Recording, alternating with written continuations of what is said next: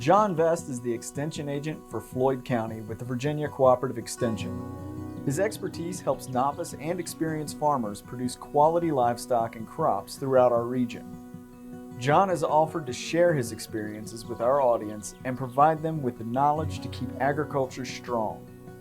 This is the Ag Show with Jon Vest.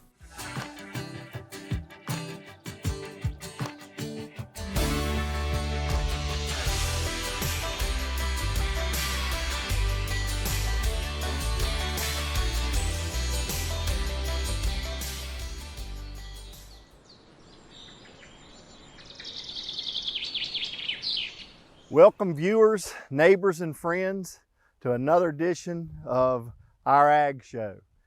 I'm Jon Vest with Virginia Cooperative Extension, and always this program is brought to you by Citizens Telephone Cooperative, and we have what I think will be a very interesting subject matter to discuss with you today. At the Extension office, I continually get phone calls that oftentimes would be best addressed a few months in advance. One example of questions that we typically get that are a little beyond the treatment time or when we can effectively address our problem is dealing with the weeds that oftentimes either plague our home garden, our farm and production scenarios, or even the home flower bed or turf there at the house. What I've got for you today, as far as this segment goes, is I wanted to discuss and have a good explanation about how important timing is to addressing our weed problems and our weed issues. For instance, I've got a number of different weeds across this table here, or as in every case, a weed is a plant outside of its desired location. So while some of us may grow some of these materials for cover crops and things like that, this is a common warm season plant that I have here in front of us. I have two different versions. One is the large green foxtail, and the other is our small yellow foxtail. Now, for many of us from a turf perspective or even a hayfield or pasture perspective, these are becoming more and more weed prone in our areas. Their tendency to be prolific seeders and put down all types of seed that in turn creates a seed bank for the following year, whether it be animals like cattle, larger livestock, all the way down to sheep and goat. The fact of the matter is that close or continual grazing oftentimes leads us to a situation where our desirable forages are eaten down, and anytime I have a bare ground or increased soil surface area, these weeds take advantage of planting their seeds back in those locations, and when the time is right, they germinate full tilt. The small yellow foxtail that I have right here, I got lots of phone calls back in that August, early September time frame about a non-desirable little grass. It was only growing up 12 inches tall and was really competing with the desirable orchard grass and fescue and things that we had growing in the fields. That particular grass is the little yellow foxtail that I have here. And the interesting thing about foxtail is usually with the larger material, if I cut off its seed stalk, I can actually prevent it from going to seed and avoid banking that seed for years to come. And usually with every frost or good freeze, we end up in a situation where all this is now, as you can see, very dry and has died for this year or this season, but it's left us with these wonderful little seed heads. And I'll do a seed demonstration of seed shatter here in just a moment to show you how just one seed head, one little seed stalk, can produce as many as 200 new plants just at the base of that one existing plant that we had that previous season. But before we do that, I'd like to move across the table here and just discuss weeds in general. Because once again, today's program is not necessarily about the weeds that we're experiencing right here today. It's more about the problem weeds that many of us associate as being a problem in the early gardening season. I'm talking February, March, April, when we're planting out the broccoli, the cauliflower, the cabbage, maybe April potatoes and things like that. All that weed bank has germinated this time of year. And that's why I thought it was important to bring you this program today, is so that you can have an understanding that we have a window of opportunity, a brief time leading up to Christmas, where if our temperatures are in normal late fall temperature range, 55 degrees, 60 degrees, many of these weeds have emerged and germinated through late September, October, early November. The weeds that we're looking at today, while some of these up here are going to be for demonstration purposes, are really what we'll pan out with our cameras here in just a few moments and display for you, because right now is where the seed banks from previous growth stages and actually seeding out in the spring and early summer of last year have gone and remained dormant all the way through summer and early fall. And many of these weeds that plague us in the late winter, early spring again, have now germinated. That October, November, even early December, where we're still experiencing mild temperatures of mid-50s, 60-degree temperature weeks. Those are wonderful weeks where, with the germination and with the the small, tender size that many of these weeds are currently, this enables us to think about an herbicide application or a mechanical application, or even possibly a low toxic application of a product that would enable us to take these weeds out now while they're small and never allow them to progress to their mature level. Certainly not their seeding or their seed height or seed maturity, where once again they produce the predominant seed head that scatters out and continues the succession of season the following year. With that, we'll take a break. Join me next. We're going to be taking a look at some of these winter annual weeds as they appear in the field right now. All right, viewers, here we are with a down and dirty example of many of the weeds that they certainly don't look like their mature selves right now, but will absolutely be plaguing many of us when it comes to our gardens and our turf and landscape here in the spring. I chose a field situation largely because anytime we disturb soil or have a presence of topsoil and stuff there available without a cover of a forage or without a good strong forage crop on top of it, it is opportunistic for these weed seeds to easily sprout, spread, and after they've germinated, this time of year, they're just lying there relatively, not necessarily dormant, but they're waiting for their opportunity to present themselves in another 60 to 90 days and become a real problem. Now, those weeds that I'm talking about are our winter annual weeds.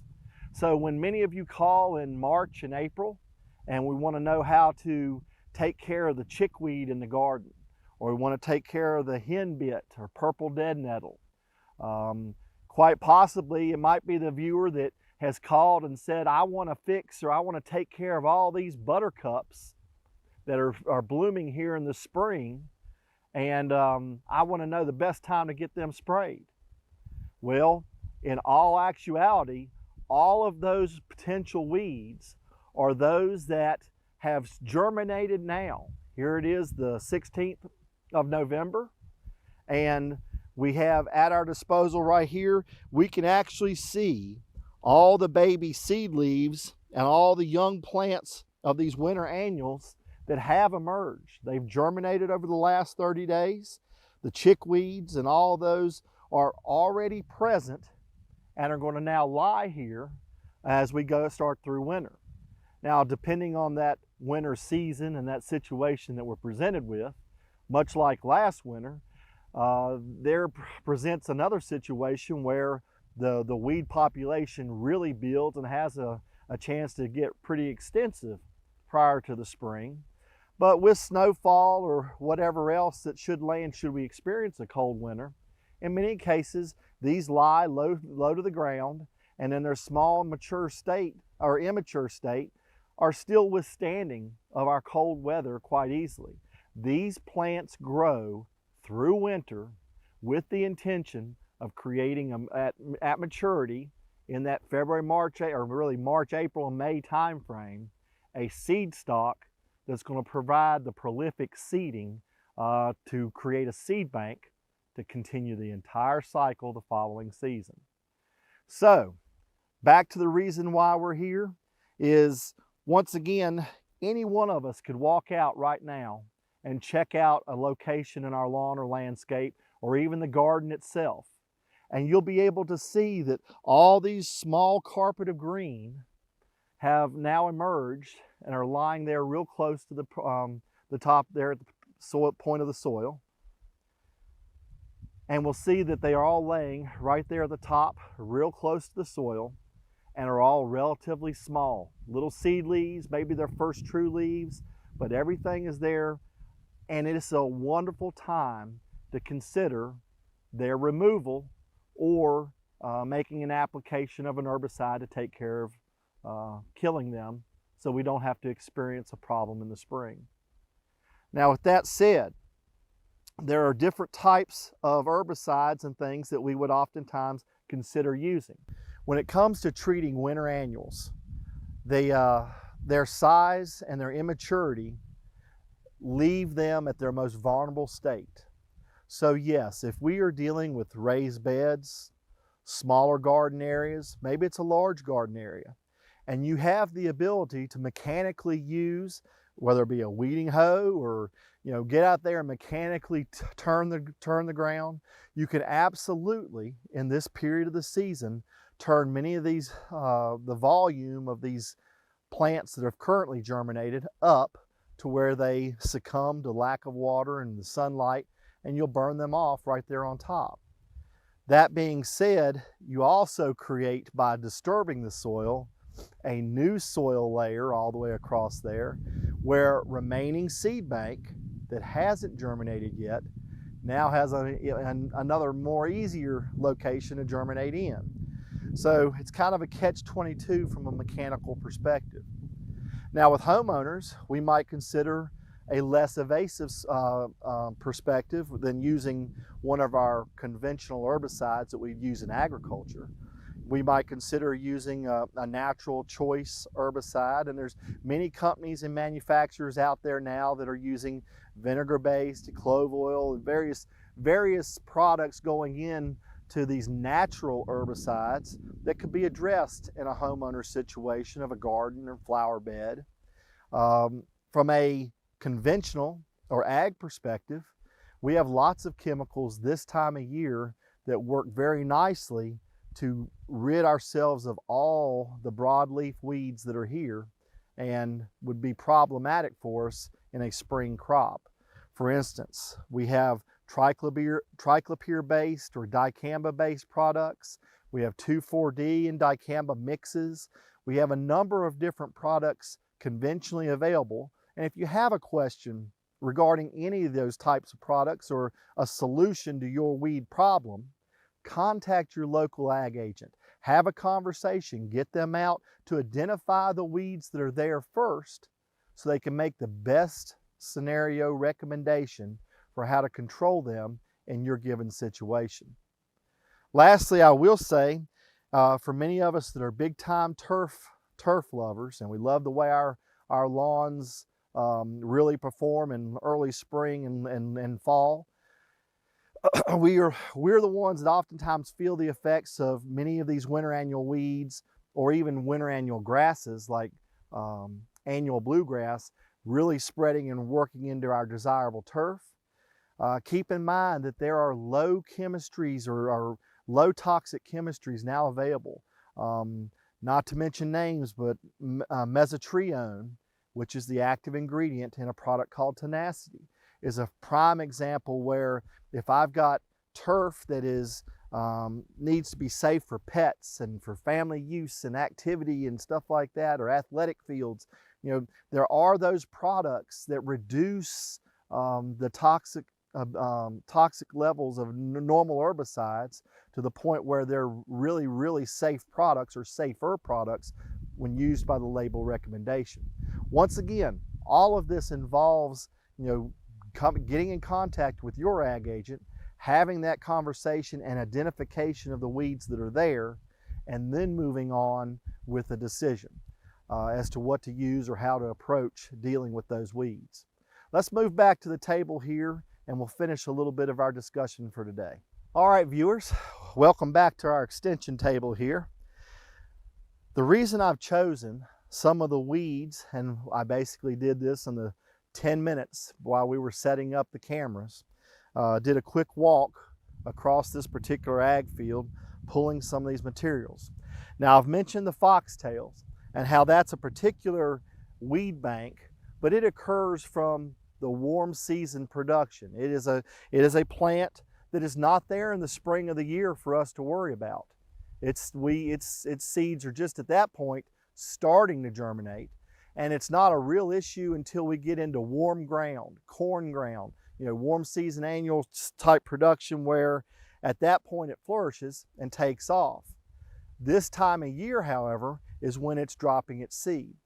I thought it would be a great example to kind of show how one seed head is so prolific with seed, so that you as a viewer and folks that are dealing with these type of things understand the importance of why we never want any of these weeds to reach their actual maturity and seed head level.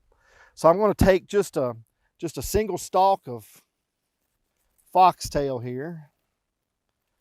Pull that on out. And just from a single seed head like what you see there, I want to show you the amount of seed that's available to the, and it's going to be broadcast all over my table here. That's the purpose of our black tablecloth too, is for you to see the sheer amount of seed that comes out and is displaced with a single seed head. And as you zoom in with the camera, and I can do one better, I'll take a second one, and just say we have a nice windy winter and we're dislodging seed in the wind and stuff like that with a gentle wind or a breeze.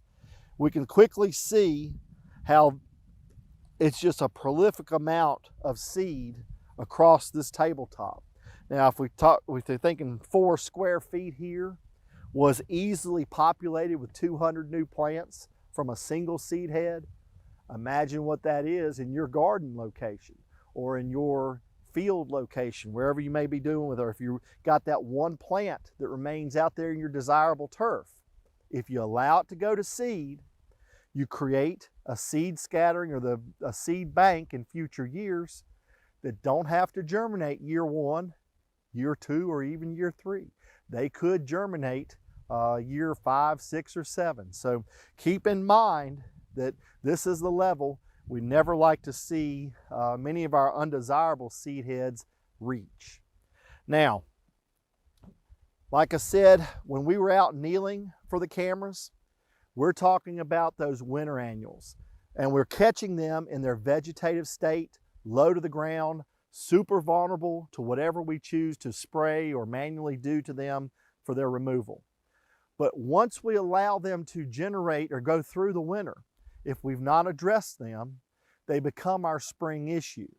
At that point, your henbit, your purple dead nettle, your mouse ear chickweed, like I mentioned, the field buttercup, all of those are reaching their mature state where they are going to produce not necessarily this level of seed bank or drop, but they will absolutely be seeding themselves in that early spring and into early summer to the point where when it comes back around to the cool periods of fall again, October, November, and into early December, here they have germinated and are recreating the process. I had a couple more weeds on the table, just to talk about, because just as it's important to deal with weeds at their most vulnerable state, as it is with those winter annuals, here we see some weeds right here in the same field that are actually different in their life cycles. We'll start by going certainly from the, like I said, the single season or the annual weed population to a biennial weed. These are two examples here. I have one of the mini thistle in Floyd County. This is not Canada thistle. This is either going to be a bull or musk thistle, but the most likely a bull thistle. But this time of year, your mullins like lamb's ear, your thistle, in many cases, these are biennial plants, meaning they grow for 2 years. Their first year, they have created basically a rosette that lays close to the ground and that we oftentimes don't even see. They're not going to produce a seed stalk. They're not going to produce any type of height to the plant. They're just going to lay very flat to the ground and wait to be stepped on. Their most vulnerable point for these weeds is while they are in that first year or cycle year, while they are still rosette and lying close to the ground. So once again, here we are in a window of opportunity to make a spray application that will catch your biennial weeds, those that next year, if left alone, are going to produce their seed stalks and take us to that mature, seeding situation that we absolutely don't want to be in. I mentioned the one Canada thistle that in a previous segment, where its seed can be viable for up to 14 years. It's not uncommon for your thistle and many of your biennials to have seed that is going to certainly be viable for greater than 5 years. So every time we let them reach that seeding point, we have created a seed bank that now we're going to have to address for repetitive application or repetitive concerns over several seasons. The last, I'm going to turn some of those around. You can see the biennial root structures. Anytime we get into perennial plants or biennial plants, we get into the very large, usually the deep tap-rooted type situation where that rosette is being supported from a nice basal root structure. This is another reason why the application, while the plant is at its smallest form, or hopefully while it's at its most vulnerable form, we have less root system and less root reserve to deal with or try to kill and have it work against us from the standpoint of trying to push through and having that plant survive. So when you're looking at root systems that are literally large, large succulent pieces like that, and here on the mullein like what we have here, those are the ones that next year are going to be thicker than your thumb and maybe 12 inches deep. They're certainly going to be something to contend with, and it makes our application of an herbicide that much more difficult. Lastly, we'll move on to some of the common weeds that are perennial in our area. We'll start back here. I have many folks in turf situations, and not just turf, it can be garden situations or even hayfield situations, where plantain and other perennial weeds start to overtake, and actually in their process of overtaking, they're displacing your opportunity to grow desirable forages or quality forages like we would like.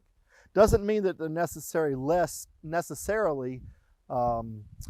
nutritious from a feeding perspective, or certainly from a medicinal use perspective, but at the same time, when you have something like this broadleaf plantain right here displacing the desirable grass forage that we would be growing in a hayfield, and then presenting itself this kind of weed shatter or seed stalk that in turn will shatter and replant this perennial variety for us, it's easy to see how the progression of these perennial weeds are not only just spreading by root system, and you can see a massive extent of root system coming off the base here, but but also just the sheer seed production that they have on top. The next one I have is just the narrow leaf plantain. Once again, many of us are familiar with the plantains. They're the ones that many of us as children would grab the seed stalk and pull it off and shoot the little seed head off at our brother or sister. But in every case, when it comes time to provide a forage or a desirable cutting of forage and hay, that's a situation where that seed stalk and that nutrition or that volume of forage is not the level that we'd be looking for that we would normally have in a grass or a legume forage. Lastly, I'm just going to point out the dandelion right here in front.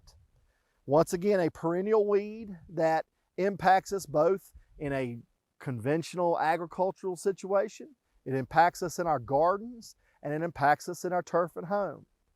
Most of the time, we'll see commercially advertised and on television, deal with this weed in May, or it's part of our step 2 program in our fertilizer applications. They'll put an herbicide in mixed with the fertilizer to deal with that weed.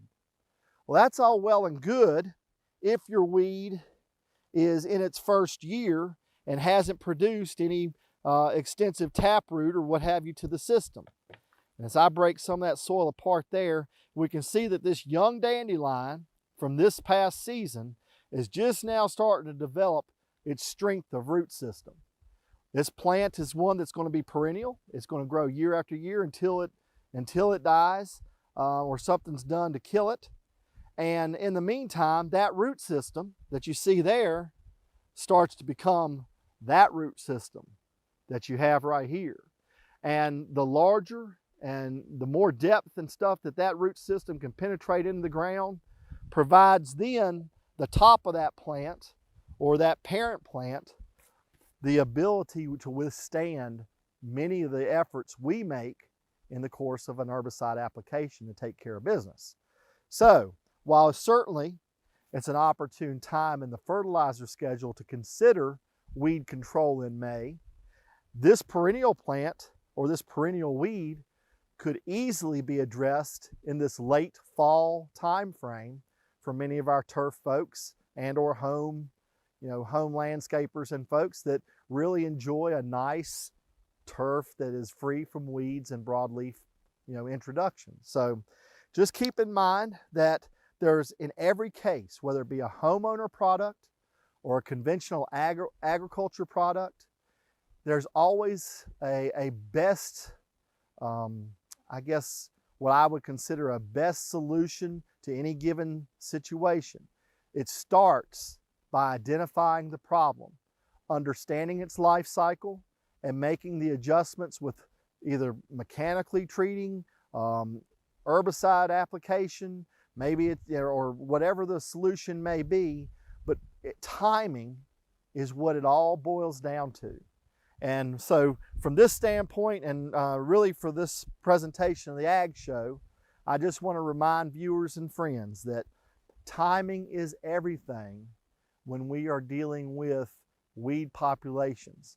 And the weeds that you experience when they're really becoming a problem, we're probably germinating as many as 90 days earlier and starting the entire life cycle process. Address them while they're small, absolutely prevent them from going to seed and creating a seed bank, and you're that much closer to enjoying a growing season free from those weeds plaguing us every year. So with another episode of the Ag Show, thank you for joining us here today. Hoping to wish everybody a happy holiday or holidays, and we look forward to seeing you in the next segment of the Ag Show.